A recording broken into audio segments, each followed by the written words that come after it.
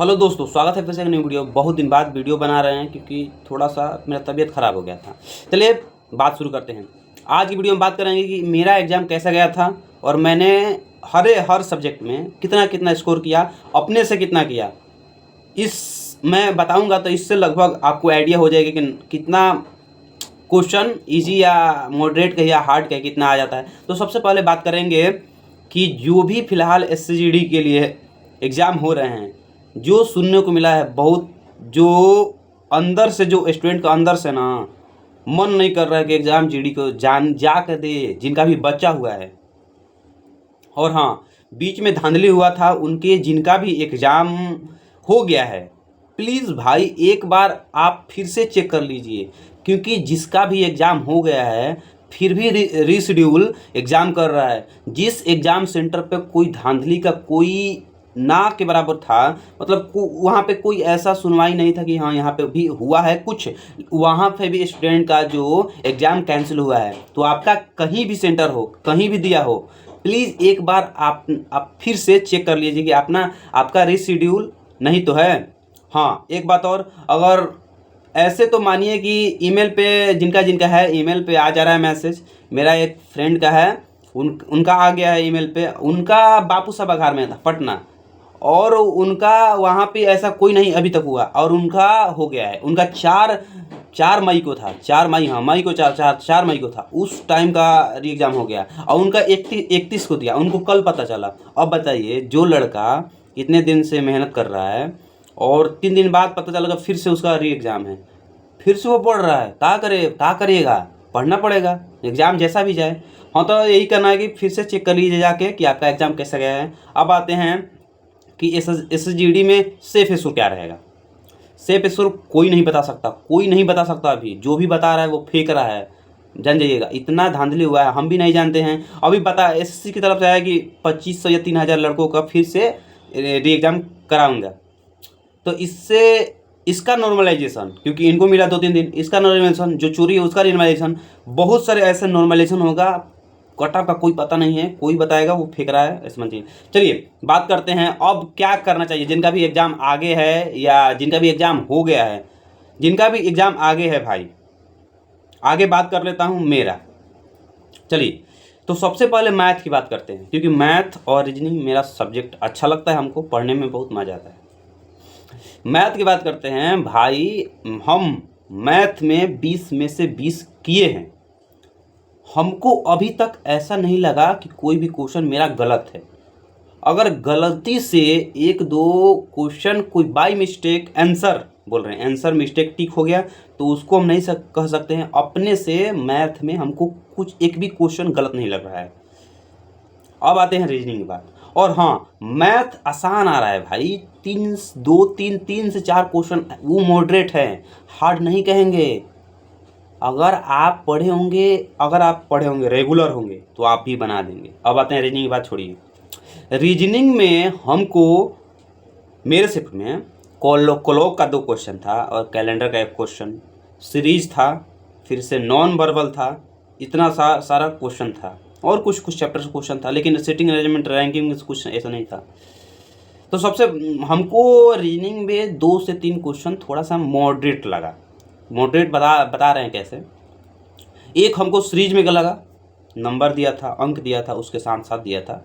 तो सीरीज में हमको एक क्वेश्चन रोक दिए थे रीजनिंग का, उसको हम लास्ट बनाए और बन गया लास्ट में। और एक क्वेश्चन हमको और कोई सा चैप्टर था, नॉन वर्बल का शायद था, वही हमको एक थोड़ा सा मतलब 2-3 क्वेश्चन ऐसा लगा कि हमको थोड़ा सा सोचने पर मजबूर किया। तो 2 क्वेश्चन मैंने छोड़ा था रीजनिंग में, 18 कर लिया था। 2 क्वेश्चन मैंने बात की में, वो भी हो गया। रीजनिंग में भी हमको लगता है कि मेरा 20 में से 20 राइट है। अगर वही बोले कि ऑप्शन के अनुसार से अगर गलती हो गया तो 1-2 गलती हो सकते हैं, तो ये तो मेरे तरफ से नहीं, अभी तक इतना एनालिस्ट हम देखे 18 तारीख को सर 3rd शिफ्ट में, हमको नहीं लगता है कि कुछ ऐसा। ठीक है, अब आते हैं हिंदी के बाद। भाई हिंदी में मेरा भी वही है जो लोग आप लोगों का है। सबसे बात करते हैं शब्दावली 7-8 क्वेश्चन आया था। गद्यांश मेरा 5 में से 5 सही है। और वर्तनी जितना भी था 3 था हम लोग शिफ्ट में, वो भी सही है, वो भी गलत नहीं है, सब मिला ले चुका हूँ मैं।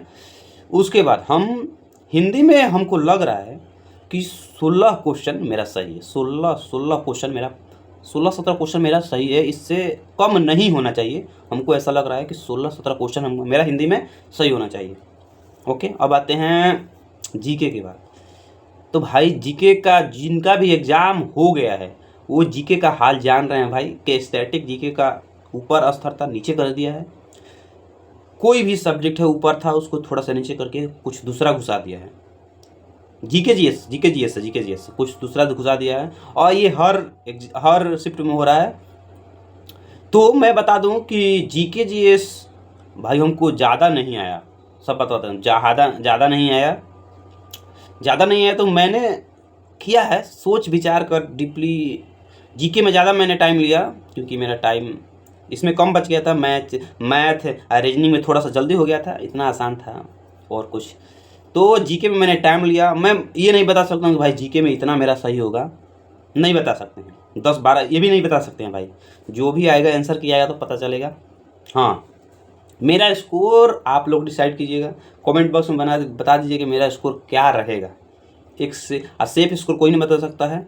उसके बाद जिनका भी एग्ज़ाम अभी है भाई, लेवल में और एग्ज़ाम के पैटर्न में एक भी चीज़ इधर उधर नहीं होगा, वही पूछा जाएगा, वही रिवीजन करके चले जाओ, वही रिवीजन करके। हाँ, क्लॉक कैलेंडर ज़रूर से कर लेना। अगर नहीं है, मैं वीडियो क्लॉक का कैलेंडर का दोनों डाल दिया हूँ, आप उसी टाइप में से आएगा, बता दे रहा हूँ। अभी तक जितना भी आया उसी टाइप में से आया है, वही टाइप आएगा, ठीक है। अगर वह टाइप नहीं आता है, अगर वह टाइप नहीं आता है तो आपको नॉर्मलाइजेशन में आपको मिलेगा, लेकिन ऐसा नहीं होगा, वही मिलेगा भाई, क्योंकि सब में वही दिया तो वही हमको लग रहा है कि वही मिलेगा, ठीक है।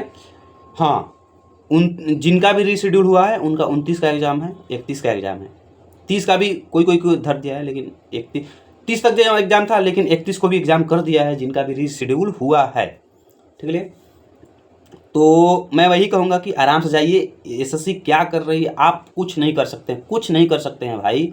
आपका पेपर था ना, ऑफलाइन एग्ज़ाम होता ना तो आप कुछ भी कर सकते हैं, या कोई भी टीचर कुछ कर सकता है, लेकिन ऑनलाइन एग्ज़ाम में आप कुछ नहीं कर सकते हैं। कोर्ट केस जाइएगा तो कोर्ट केस में साल लग जाएंगे, निर्णय वहीं जाएगा एसएससी के पक्ष में। आप बात मानिए, बहुत बार हुआ है, ठीक है। रेयर केस में स्टूडेंट के पास स्टूडेंट के लिए यहाँ पे कुछ नहीं है, सारा एसएससी खेला खेलेगी, ठीक है। तो आपका काम है अपना कर्म कीजिए, आप पढ़ के जाइए, वही जितना हो सकता है कीजिए, अपना तरफ से पूरा योगदान दीजिए। उसके बाद चलिए, तो आज के लिए इतना ही, मिलते हैं नेक्स्ट वीडियो में, तब तक के लिए जय हिंद।